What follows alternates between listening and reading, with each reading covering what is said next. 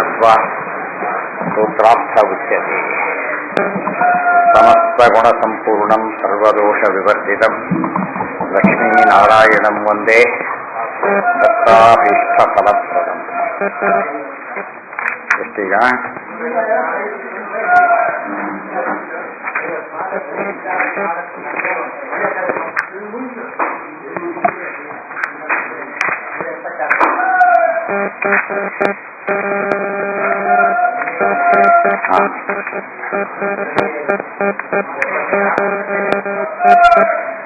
ಅನ್ಯತ್ರ ನಿಯತ ಜಗತಿ ಪ್ರಕೃತಿಸ್ಥೇತಿ ಸೂತ್ರ ಪಂಚಕಂ ಅದನ ನನ್ನ ವಥಾಪಿ ನ ಹರೇಹೇ ಸರ್ವಶಬ್ದವಾಚ್ಯತ ಅದೇನ ಅತಿಥಿಯಿಂದ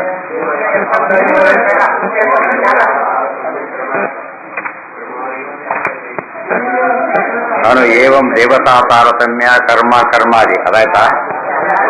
ನಾನು ದೇವತಾ ತಾರತಮ್ಯ ಕರ್ಮ ಕ್ರಮಾದಿ ಅಲೌಕಿಕ ಸರ್ವ ಪದಾರ್ಥ ಪರಿಲೋಪ ತೇಷಾಂ ಶಬ್ದೈಕ ವೇದ್ಯತ್ವ ಇತ್ಯದೋಪಿ ಮುಖ್ಯತೆಯ ಅನ್ಯತ್ರ ನಿಯತೈರಪೀತಿ. ಹಾಗಿದ್ರೆ ದೇವತಾ ತಾರತಮ್ಯ ವೇದಗಳಲ್ಲಿ ದೇವತಾ ತಾರತಮ್ಯ ಎಲ್ಲ ಬಂದಿದೆ. ಕರ್ಮ ಮಾಡೋ ವಿಧಾನ ಹೇಳ್ತಾರೆ, ಕ್ರಮ ಹೇಳ್ತಾರೆ, ಅನೇಕ ವಿಧವಾದ ಯಜ್ಞಯಾಗಾದಿಗಳ ಬಗ್ಗೆ ಹೇಳ್ತಾರೆ. ಎಲ್ಲವೂ ವಿಷ್ಣುವಾಚಕ ಅಂತ ಹೇಳಿದ್ರೆ ಹಾಗೆ ಆಹಾರ ಸಂಧ್ಯಾ ಉಪಾಸೀತ ಅಂತ ವಾಕ್ಯ ಇದೆ. ಆಹಾರ ಅಂದ್ರೆ ವಿಷ್ಣು, ಸಂಧ್ಯಾ ಅಂದ್ರೆ ವಿಷ್ಣು, ಉಪಾಸೀತ ಅಂದ್ರೆ ವಿಷ್ಣು. ಸಂಧ್ಯಾ ಮಾಡೋಕೆ ಅರ್ಥ ಬರಲೇ ಇಲ್ಲದ ಅದರೊಳಗೆ ಏನ್ ಮಾಡಬೇಕು ಅಂತ ಪ್ರಶ್ನೆ. ಅದೇ ರೀತಿ ಜ್ಯೋತಿಷ್ಠೋಮೇನ ಸರ್ಗ ಕಾಮೋ ಯಜೇತ, ಜ್ಯೋತಿಷ್ಠಾಮ ವಿಷ್ಣು, ಸ್ವರ್ಗ ವಿಷ್ಣು, ಕಾಮ ವಿಷ್ಣು, ಯಜೇತ ವಿಷ್ಣು, ವಿಷ್ಣು ವಿಷ್ಣು ವಿಷ್ಣು ಅಂತ ಬರೋದು ಬೇರೆ ಏನು ಬರಲೇ ಇಲ್ವಲ್ಲ. ಹಾಗಿದ್ರೆ ಅದಿದೆಯೋ ಇಲ್ಲೋ ಅಂತ ಪ್ರಶ್ನೆ ಮಾಡಿದ್ರೆ ಹೇಳ್ತಾರೆ ಮುಖ್ಯತೆಯ ಅನ್ಯತ್ರ ನಿಯತೈರಪಿ. ಅವು ಕೂಡ ವಾಚ್ಯವಾಗಿವೆ, ಇಲ್ಲ ಅಂತಲ್ಲ. ಆದ್ರೆ ಮುಖ್ಯವಾಗಿ ಯಾವುದು ವಾಚ್ಯ? ವಿಷ್ಣುವೇ. ಮುಖ್ಯ ವೃತ್ತಿ ಅಮುಖ್ಯ ವೃತ್ತಿ. ಮುಖ್ಯ ವೃತ್ತಿಯಲ್ಲಿ ಗಂಗಾ ಅಂದ್ರೆ ಗಂಗಾನೆ, ಆಮೇಲೆ ಗಂಗಾ ತೀರ ಅಂತ ಅರ್ಥ ಬಂತಲ್ಲ. ಹಾಗೆ ಪರಮ ಮುಖ್ಯ ವೃತ್ತಿಯಿಂದ ಎಲ್ಲಾ ಶಬ್ದಗಳು ಕೂಡ ಅದು ಕ್ರಿಯಾಪದ ಇರಲಿ ನಾಮಪದ ಇರಲಿ ಏನೇ ಇರಲಿ ಅದು ಹೇಳೋದೇನನ್ನ ವಿಷ್ಣುವನ್ನೇ.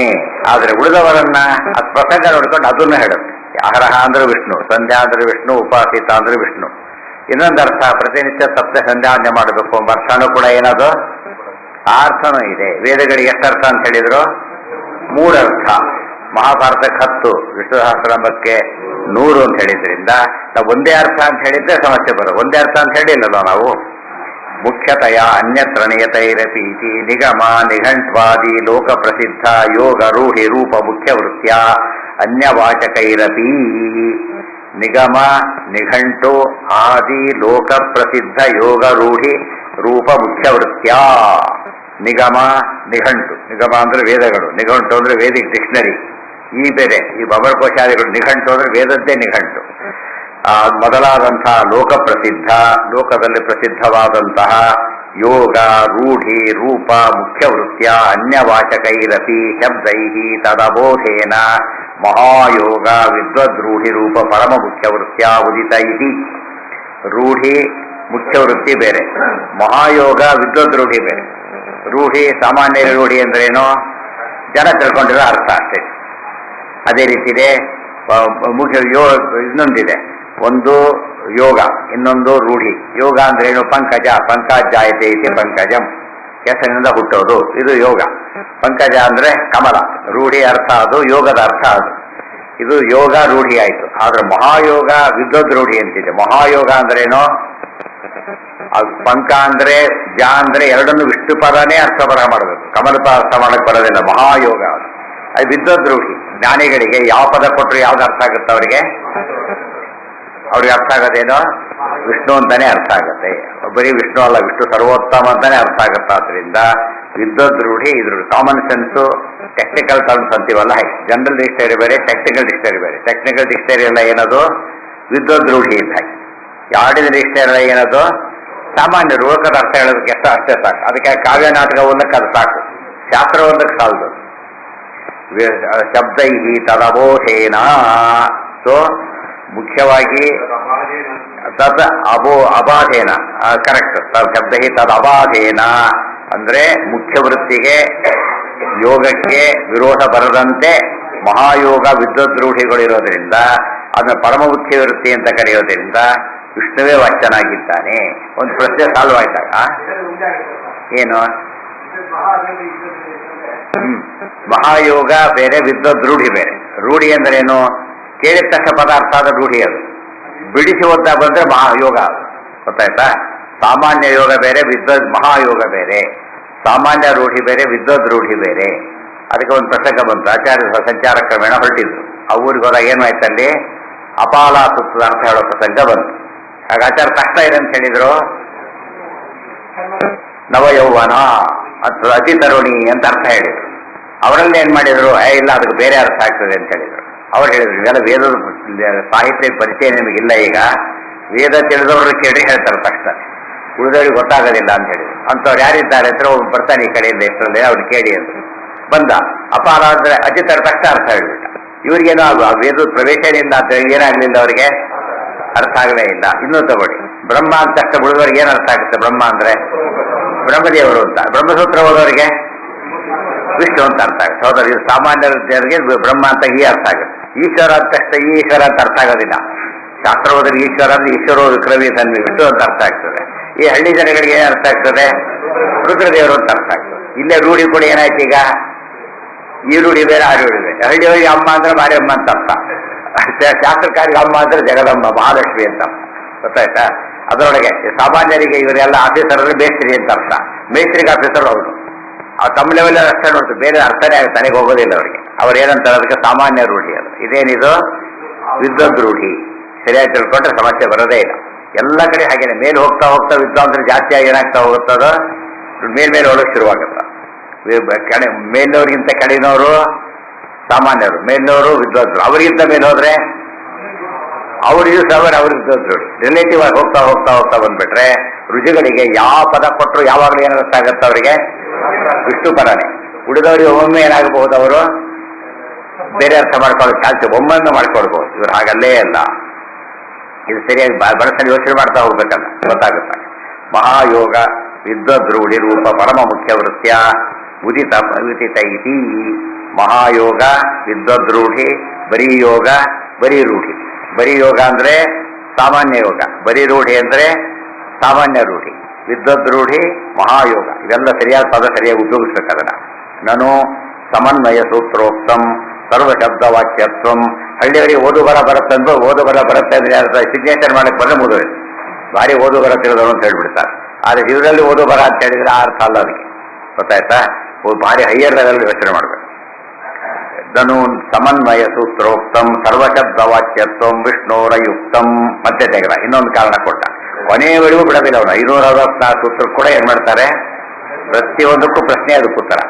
ಕಾಠಕೆ ಇಂದ್ರಿಯೇಭ್ಯ ಇತ್ಯಾದಿನ ಮಹತಃ ಪರಮವ್ಯಕ್ತಂ ಇತಿ ಅವ್ಯಕ್ತಾಂತ ದೇವತಾ ತಾರತಮ್ಯ ಮುಕ್ತ್ವಾ ಅವ್ಯಕ್ತ ಪುರುಷ ಪರ ಇತಿ ಪುರುಷೋತ್ಕರ್ಷ ಅವಹಿತ್ವೇನ ಶ್ರುತ ಅವ್ಯಕ್ತ ಶಬ್ದಸ್ಯ ಪ್ರಸಿದ್ಧ ಮಹತ್ತತ್ವಪರತ್ವ ಪುರುಷೋತ್ಕರ್ಷ ಅವಹಿತ್ವಾದಿ ಲಿಂಗೇನ ಚ ಪ್ರಧಾನವಾಚಿತ್ವಾದಿತ್ಯತಃ ಪ್ರಾಪ್ತಂ ಆನುಮಾನಿಕಮಪಿ ಇತ್ಯಾದಿ ಸೂತ್ರ ನವಕಂ.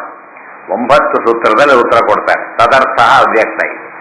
ಏನು ಅಂದ್ರೆ ನಾನು ಸಮನ್ವಯ ಸೂತ್ರೋಕ್ತಂ ಸರ್ವಶಬ್ದವಾಚ್ಯತ್ವಂ ವಿಷ್ಣು ಅಯುಕ್ತಂ. ಸಮನ್ವಯ ಸೂತ್ರ ಓಂ ತತ್ವ ಸಮನ್ವಯ ಓಂ ಸಮನ್ವಯ ಸೂತ್ರ ಅಂದ್ರೆ ಅದು. ಆ ಸೂತ್ರದ ಏನಂತ ಹೇಳಿದ್ರಿ ನೀವೀಗ? ಸರ್ವಶಬ್ದವಾಚ್ಯತ್ವ ವಿಷ್ಣುವಿಗೆ ಅಂತ ಹೇಳಿದ್ರಿ. ಅದು ಸರಿಯಲ್ಲ. ಯಾತಕ್ಕೆ? ಕಾಠಕೆ ಪೂಜರ ಉಪನಿಷತ್ತೆ, ಕಾಠಕ ಉಪನಿಷತ್ತಿನಲ್ಲಿ ಇಂದ್ರಿಯೇಭ್ಯ ಪರಾಹ್ಯರ್ಥಾ ಅರ್ಥೇಭ್ಯ ಪರಂ ಮನಃ ಮನಸ್ಸಸ್ತು ಪರಾ ಬುದ್ಧಿ ಬುದ್ಧೇರಾತ್ಮ ಮಹಾನ್ ಪರಃ ಮಹತಃ ಪರಮವ್ಯಕ್ತಂ ಅವ್ಯಕ್ತ ಪುರುಷ ಪರಃ ಪುರುಷಾನ್ನ ಪರಂ ಕಿಂಚಿತ್ ಸಾಕಾಷ್ಠ ಸಾ ಪರಾಗತಿ. ಅದಕ್ಕೆ ದಾಟ್ಬಿಡಿ. ಇಂದ್ರಿಯೇಭ್ಯ ಪರಮ ಮಹತತ್ವ ಅಷ್ಟು ತಗೊಂಡ್ಬಿಟ್ರು. ಎಷ್ಟು ಬೇಕೋ ಅಷ್ಟು. ಇತಿ ಇತಿ ಅಲ್ಲೇನು ಹೇಳಿದ್ದಾರೆ? ಇಂದ್ರಿಯಗಳಿಗಿಂತ ಹೇಳ್ತಾ ಹೇಳ್ತಾ ಮುಂದೆ ಮಹತ್ತತ್ವಕ್ಕಿಂತ ಯಾವ್ದು ದೊಡ್ಡದು? ಅವ್ಯಕ್ತ ತತ್ವ ಅಂತ ಹೇಳಿದ್ರು. ಸೊ ಅವ್ಯಕ್ತ ತತ್ವ ದೊಡ್ಡದು ಅಂತ ಆಯ್ತಲ್ಲ. ಇದು ಅವ್ಯಕ್ತ ಅಂತ ದೇವತಾ ತಾರತಮ್ಯ ಮುಕ್ತ್ವ. ಮುಂದೆ ಅವ್ಯಕ್ತ ಪುರುಷ ಪರ ಅಂತ ಹೇಳಿಬಿಟ್ಟು ಅವ್ಯಕ್ತಕ್ಕಿಂತ ಪುರುಷ ಭಾರಿ ದೊಡ್ಡವರು ಅಂತ ಹೇಳಿದ್ರು. ಇದು ಪುರುಷೋತ್ಕರ್ಷ ಅವಧಿತ್ವೇನ ಶ್ರುತ ಅವ್ಯಕ್ತ ಶಬ್ದಸ್ಯ. ಪುರುಷೋತ್ಕರ್ಷ ಅವಧಿ ಅಂದ್ರೇನೋ? ಆ ಎಂಡ್ ಅಲ್ಟಿಮೇಟ್, ಪುರುಷನೇ ಅಲ್ಟಿಮೇಟ್ ಅಂತ ಹೇಳಿದ್ರು. ಮತ್ತೆ ಅವ್ಯಕ್ತ ಶಬ್ದ ಬಂತು. ಪ್ರಸಿದ್ಧ ಮಹತ್ತತ್ವ ಪರತ್ವ ಪುರುಷೋತ್ಕರ್ಷ ಅವಧಿತ್ವಾದಿ ಲಿಂಗೇನ ಚ ಪ್ರಧಾನವಾಚಿತ್ವಾದಿತ್ಯತಃ ಪ್ರಾಪ್ತಂ.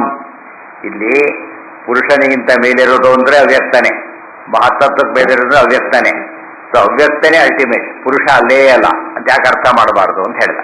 ಅವ್ಯಕ್ತ ಇದೆ, ಸೈಂಟಿಸ್ಟ್ ಪ್ರಕಾರ ಅವ್ಯಕ್ತನೇ ದೊಡ್ಡದು, ಗೊತ್ತಾಯ್ತಾ. ನೇಚರ್ ಕ್ಯಾನ್ ಬಿಟ್ ಎನಿಥಿಂಗ್ ಅಂತ ಬಿಡ್ತಾರೆ, ಗೊತ್ತಾಯ್ತಾ. ಆದ್ರೆ ನೇಚರ್ ಮೇಲೆ ಯಾರಿದ್ದಾರೆ? ಪರಮಾತ್ಮ ಇದ್ದಾರೆ. ಬಟ್ ಒಂದು ನಿಜ, ನೇಚರ್ನ ಯಾರು ಏನು ಮಾಡೋಕ್ಕಾಗೋದಿಲ್ಲ, ಅಷ್ಟು ಒಪ್ಕೊಂಡಿದ್ದಾರೆ ಸೈನ್ಸ್.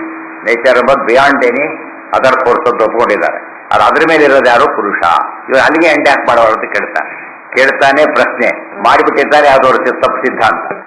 ತುಂಬಾ ಜನ ಭ್ರಮೆ ಇದ್ದಾರೆ ಇವರೆಲ್ಲ ಕೂಡ. ಆನುಮಾನಿಕಮಪಿ ಇತ್ಯಾದಿ ಸೂತ್ರಣವಕಂ, ಆನುಮಾನಿಕಂ ಇತ್ಯಾದಿ 9 ಸೂತ್ರಗಳಲ್ಲಿ ಉತ್ತರ ಕೊಟ್ಟಿದ್ದಾರೆ. ತದರ್ಥ ಅವ್ಯಕ್ತ ಇತಿ. ಅದಿಷ್ಟನ್ನ ಆಚಾರ್ಯನು ಭಾಷೆ ಏನು ಸಂಗ್ರಹ ಮಾಡ್ತಾರೆ? ಅವ್ಯಕ್ತ ಈ ಪದದಿಂದ ಅದಿಷ್ಟು ಬಂದೋಯ್ತು. ಏಕೋ ಜನಾರ್ದನ ಇತಿ ಅನ್ಯತ್ರ ನಿಯತೈರಪಿ ಮುಖ್ಯತೆಯ ಉದಿತಃ ಶಬ್ದೈರಿತಿ ಚ ಅತ್ರ ಉತ್ತರತ್ರ ಚ ಅನ್ವೇತಿ. ಏಕೋ ಜನಾರ್ದನ ಅನ್ನೋ ಮಾತು, ಅನ್ಯತ್ರ ನಿಯತೈರಪಿ ಅನ್ನೋ ಮಾತು, ಮುಖ್ಯತೆಯೋ ಶಬ್ದೈ ಅನ್ನೋ ಮಾತು ಎಲ್ಲ ಕೂಡ ಇಲ್ಲೂ ಕೂಡ ಸೇರಿಸಿಕೊಂಡು ಓದಬೇಕು. ಅವ್ಯಕ್ತ ಇತಿ ಉಪಲಕ್ಷಣಂ ಶ್ರೀವಾಚಿತೆಯ ಪ್ರಾಧಾನ್ಯಾದಸ್ಯ ಉಕ್ತಿ. ಅವ್ಯಕ್ತ ಅಂದ್ರೆ ಮಹಾಲಕ್ಷ್ಮಿ ಅಂತ ಅರ್ಥ. ಇದೇ ಪ್ರಶ್ನೆ ಎಲ್ಲಿ ಬಂದಿದೆ? ಏನಂತ ಬಂತಲ್ಲಿ? ಏವಂ ಸತತಯುಕ್ತಾಯೇ ಭಕ್ತಾ ಸ್ವಾಂ ಪರ್ಯುಪಾಸತೆ ಏಚಾಪ್ಯಕ್ಷರಮವ್ಯಕ್ತಂ ತೇಷಾಂ ಕೇ ಯೋಗವಿತ್ತಮಾಹ. ಯಾರು ನಿನ್ನ ಉಪಾಸನೆ ಮಾಡಿ ಮೋಕ್ಷಕ್ಕೆ ಹೋಗ್ತಾರೆ, ಯಾರು ಲಕ್ಷ್ಮೀ ಉಪಾಸನೆ ಮಾಡಿ ಮೋಕ್ಷಕ್ಕೆ ಹೋಗ್ತಾರೆ, ಅದರಲ್ಲಿ ಯಾರು ಶ್ರೇಷ್ಠ ಅಂತ ಕೇಳಿದ್ರು. ಅದೇ ಅವ್ಯಕ್ತ. ಅವ್ಯಕ್ತ ಅಂದ್ರೆ ಶ್ರೀತತ್ವ. ಶ್ರೀವಾಚಿತೆಯ ಪ್ರಾಧಾನ್ಯಾತ್ ಅಸ್ಯ ಉಕ್ತಿ. ಇದರಿಂದ ಲಕ್ಷ್ಮೀ ಸರ್ವೋತ್ತಮಗಳು ಜಾತಕ್ಕಾಗಬಾರದು ಅಂತ ಪ್ರಶ್ನೆ ಬಂತು. ಅವ್ಯಕ್ತೋ ನಭವತಿ ಇತಿ ಅವ್ಯಕ್ತ. ದೇವಸ್ಥಾನಗಳಲ್ಲೂ ಕೂಡ ಇರೋದು ದೇವರು. ದುಡ್ಡು ಹಾಕ್ರಿ ಅಂದ್ರೆ ಅವ್ಯಕ್ತ ದೊಡ್ಡದು ಅಂತ ಆಯ್ತಲ್ಲ ಅವರಿಗೆ. ಯಾವ್ದು ದೊಡ್ಡದಾಯ್ತು ಈಗ? ಏನು ಗಂಟೆ ಪಾರಾಯಣ ಮಾಡೋರು ಪೈಸೆ ಕೂಡ ಹಾಕ್ಲಿಲ್ಲ ನೋಡಿದ್ರ ಅಂತ ಕೇಳಿದ್ರೆ ಅವ್ರಿಗೆ ಯಾವ್ದು ದೊಡ್ಡದಾಯ್ತು? ಅವ್ರಿಗೀಗ ಪೈಸೆ ದೊಡ್ಡದಾಯ್ತು. ಆದ್ರಿಂದ ಅವ್ಯಕ್ತತ್ವ ತರ ದೊಡ್ಡದಾಯ್ತು. ದೇವಸ್ಥಾನದ ಏನ್ ದೊಡ್ಡದಾಗ್ಬೇಕಾಗಿತ್ತು ಅಲ್ಲಿ? ದೇವತಾ ತತ್ವ ದೊಡ್ಡದಾಗ್ಬೇಕಾಯ್ತು. ದೇವ್ರು ಬಿಟ್ಟೇ ಬಿಟ್ರಲ್ಲಿ. ಅದು ದೇವರು ಕೂಡ ಯಾತಕ್ಕೆ ಉಪಯೋಗಿಸ್ದಾಗಾಯ್ತು? ಅದನ್ನ ಈಗ ಅವ್ಯಕ್ತಕ್ಕೆ ಉಪಯೋಗಿಸ್ದಾಗಾಯ್ತು ಹೊರತು ಇದಕ್ಕಲ್ಲ. ಅವ್ಯಕ್ತವನ್ನು ಕೂಡ ಯಾತಕ್ಕೆ ಉಪಯೋಗಿಸ್ಬೇಕು? ದೇವ್ರಿಗೆ ಉಪಯೋಗಿಸ್ಬೇಕು ನ್ಯಾಯವಾಗಿ. ಅವ್ಯಕ್ತ ಪುರುಷ ಪರ ಇತ್ಯಾದೋ ಅವ್ಯಕ್ತ ಜೀವಾದಿ ಪದ ಪ್ರವೃತ್ತಿ ನಿಮಿತ್ತ ಯುಕ್ತ ಅವ್ಯಕ್ತ ಪ್ರಾಣಧಾರಕಾದಿ ಮುಖ್ಯತೆಯ ಏಕೋ ಜನಾರ್ದನ. ಅವ್ಯಕ್ತದ ಜೊತೆಗೆ ಜೀವ ಮೊದಲಾದಂತಹ ಏನೇನು ಪದಗಳಿವೆ ಅವ್ಯಕ್ತ ಪುರುಷ ಪರ ಅಂತ ಅರ್ಥ ಮಾಡಿಬಿಟ್ಟೆ. ಪುರುಷ ಅಂದ್ರೆ ಜೀವ ಅಂತ ಅರ್ಥ ಮಾಡೋದು. ಅವಾಗ ಜೀವನೇ ಹೈಯೆಸ್ಟ್ ಅಂತ ಆಗೋದು. ಆದಿ ಶಬ್ದದಿಂದ ಏನೇನು ತಪ್ಪರ್ಥ ಮಾಡಿಕೊಂಡ್ರು ಕೂಡ ಪ್ರವೃತ್ತಿ ನಿಮಿತ್ತ ಯುಕ್ತ. ಅವ್ಯಕ್ತ ಶಬ್ದಕ್ಕೆ ಮಹಾಲಕ್ಷ್ಮಿ ಅಂತ ಅರ್ಥ ಮಾಡ್ಕೊಂಡಿ ಸರಿ. ಆದ್ರೆ ಅವ್ಯಕ್ತ ಶಬ್ದಕ್ಕೆ ಇನ್ನೂ ದೊಡ್ಡ ಅರ್ಥ ಇದೆಯಲ್ಲ. ಮಹಾಲಕ್ಷ್ಮಿಗೆ ಅವ್ಯಕ್ತ ಯಾರು? ನಾರಾಯಣ. ಬ್ರಹ್ಮಾದಿಗಳಿಗೆ ಅವ್ಯಕ್ತ ಅಂದ್ರೆ ಮಹಾಲಕ್ಷ್ಮಿ, ಅವರಿಗೂ ಅವ್ಯಕ್ತ ಅಂದ್ರೆ ನಾರಾಯಣ. ಅದ್ಮೇಲೆ ಹೋಗ್ಲಿ, ಅಲ್ಲಿಗೆ ಯಾಕೆ ಸ್ಟಾಪ್ ಮಾಡಿದೆ ಅಂತ ಕೇಳ್ತಾ ಇನ್ನೊಂದು ಇದೆಯಲ್ಲ ಮುಂದೆ. ಏಕೋ ಜನ ಮುಖ್ಯತೆಯ ಏಕೋ, ಇಲ್ಲಿಂದ ಚಟ್ಪಟ್ಟ ದೂರ, ಬಡ್ಡ ಇನ್ನೂ ದೂರ ಅಂತ ಹೇಳೋದಿಲ್ಲ. ಇದಕ್ಕಿಂತ ಇನ್ನೂ ದೂರ ಅದು ದೇವ್ರು ಇನ್ನೂ ದೂರ ಇದ್ದಾರೆ. ಮೇಲವರೇ ಕೆಲವರು ಏನಾಗ್ತಾರೆ ಯಾವಾಗಲೂ ಅಬ್ಸಲ್ಯೂಟ್ ಅವ್ಯಕ್ತ ಅಂದ್ರೆ ಯಾರು? ನಾರಾಯಣ. ಗೊತ್ತಾಯ್ತಾ? ಮಹಾಲಕ್ಷ್ಮಿವರೆಗೂ ಕೂಡ ಒಂದು ಸ್ಟೇಜ್ ರೀಚ್ ಆದ್ರು. ಆದ್ರೆ ಮಹಾಲಕ್ಷ್ಮಿ ಎಲ್ಲರಿಗೂ ಅವ್ಯಕ್ತ. ಆದ್ರೆ ಅದಕ್ಕಿಂತ ಯಾರು ಅವ್ಯಕ್ತ? ನಾರಾಯಣ. ಅದೆಲ್ಲ ಚಿಂತನೆ ಮಾಡ್ತಾ ಹೊರಟ್ರೆ ಉಪಾಸನೆಗೆ ಬಹಳ ಸುಲಭವಾಗಿ ಅರ್ಥ ಆಗುತ್ತೆ. ಅವಾಗ ಧ್ಯಾನ ಮಾಡೋದು ಸುಲಭ. ಇದು ಏನಾಗ್ತಿರುತ್ತೆ ಮೈಂಡ್ ಎಲ್ಲ ಪ್ರಶ್ನೆಗಳಿದ್ದಾಗ ಸಂಶಯ ಬಂದು ಮನಸ್ಸು ಏಕಾಗ್ರತೆ ಬರೋದಿಲ್ಲ. ಏಕಾಗ್ರತೆ ಬಂದ ಮೇಲೆ ಧ್ಯಾನ. ಇವೆಲ್ಲ ಪ್ರಶ್ನೆ ಸಾಲ್ವ್ ಆದಾಗ ಏನಾಗುತ್ತಾಗ ಧ್ಯಾನ ಮಾಡಕ್ಕೆ ಬರುತ್ತೆ. ನಾವು ಬ್ರಹ್ಮಸೂತ್ರ ಅಲ್ಲಿ ಓದೇ ಇಲ್ಲ ಧ್ಯಾನ ಮಾಡ್ತೀವಿ ಅಂದ್ರೆ ಫುಲ್ ಆಫ್ ಡೌಟ್ಸ್, ಹೊರಗಿನ ಡೌಟ್ಸ್ ಒಳಗೆ ಇಟ್ಕೊಂಡು ಯೋಚನೆ ಮಾಡ್ತಾನೆ ಅಂತ ಅರ್ಥ. ಹೊರಗಿನ ಡೌಟ್ಸ್ ಅಲ್ಲಿ ಎಲ್ಲಿ ಸೇರ್ಕೊಂಡ್ಬಿಟ್ಟಿದ್ರು ಒಳಗಡೆಗೆ ಇರುವೆ ಬೇರೆ ಇದೆ ಒಳಗೆ ಇವೆ ಅಂತ ಹೇಳ್ತಲ್ಲ ಆತ ಹೊರಗೆ ಕಾಣ್ತಾ ಇಲ್ಲ ಅಷ್ಟೇ. ಬಟ್ ಅವು ಹೋಗ್ಬಿಟ್ರೆ ಏನಾಗುತ್ತಾಗ ಏನಂತ ಹೇಳ್ತಾರಲ್ಲಿ ಯಥಾದೀಪೋ ನಿಭಾತಸ್ಥ. ಗಾಳಿ ಬೀಸದೇ ಇರತಕ್ಕಂಥ ಒಂದು ಸರಿಯಾದ ಗಾಳಿ, ಪೂರ್ತಿ ಗಾಳಿ ಹರಿಹೋಗ್ಬಿಡುತ್ತೆ. ಸರಿಯಾದ ಗಾಳಿದು ನೇರ ಹೇಗೆ ಉರಿಯುತ್ತಲ್ಲ ಮನಸ್ಸು ಹಾಗಿರಬೇಕು ಅಂತ ಹೇಳ್ತಾರೆ. ನೇರ ಅಂದ್ರೆ ಏಕಾಗ್ರತೆಯಲ್ಲಿ ವಿವಕ್ಷಿತ. ಅದೆಲ್ಲ ಈ ಬ್ರಹ್ಮಸೂತ್ರ ಬುದ್ಧ ಮಾಡೋ ಧ್ಯಾನಕ್ಕೂ ಸುಮ್ಮನೆ ಮಾಡೋದಕ್ಕೂ ಎಷ್ಟು ವ್ಯತ್ಯಾಸ ಇದೆ. ಅವ್ಯಕ್ತ ಜೀವ ಮುಂದೆ ಏಕೋ ಜನಾರ್ದನ ವಾಚ್ಯ. ಪ್ರಕೃತಿ ಶಬ್ದಕ್ಕೆ ಏನರ್ಥ? ಅವ್ಯಕ್ತ ಶಬ್ದಕ್ಕೆ ಅವ್ಯಕ್ತ, ಯಾರಿಗೂ ವ್ಯಕ್ತವಾಗದೇ ಇರೋ, ಸಾಕಂದ್ರೆ ತಿಳಿದೇ ಇರೋನು. ಜೀವ ಅಂದ್ರೇನು? ಪ್ರಾಣ ಧಾರಣ ಮಾಡೋದ್ರಿಂದ ಜೀವ. ಜೀವೋ ವಿನಯಿತ ಸಾಕ್ಷಿ. ತನ್ನ ಪ್ರಾಣ ಧಾರಣೆಯನ್ನು ತಾನೇ ಮಾಡ್ತಾನೆ, ಉಳಿದೆಲ್ಲರ ಪ್ರಾಣ ಧಾರಣೆ ತಾನು ಮಾಡ್ತಾನೆ. ಆದ್ರಿಂದ ಜೀವ ಶಬ್ದಕ್ಕೆ ಏನರ್ಥ? ಮುಖ್ಯವಾಗಿ ನಾರಾಯಣ ಅಂತ ಅರ್ಥ. ನಮಗೆ ಜೀವ ಅಂತ ಹೇಳಿ ಸೆಕೆಂಡರಿ ಸೆನ್ಸ್ ಅಲ್ಲೇ ಹೊರತು ಯಾವ ಸೆನ್ಸ್ ಅಲ್ಲಲ್ಲ, ಪ್ರೈಮರಿ ಸೆನ್ಸ್ ಅಲ್ಲ. ಅದೇ ಪ್ರೈಮರಿ ಸೆನ್ಸ್ ಎಂಬುದೇ ವಿದ್ವದ್ರೂಢಿ, ಸೆಕೆಂಡರಿ ಸೆನ್ಸ್ ಎಂಬುದು ಅಜ್ಞಾರೂಢಿ. ಹೇಳಿದ್ದಾನೆ ಜೀವ ಪ್ರಾಣ ಕಾರಣ, ಜೀವನ ಹೇತು ಜೀವ, ಜೀವನ ಹೇತು ಅವರೇ ನಮ್ಮ ಜೀವ ಅಂತ ಉಪಯೋಗಿಸ್ತಾರೆ.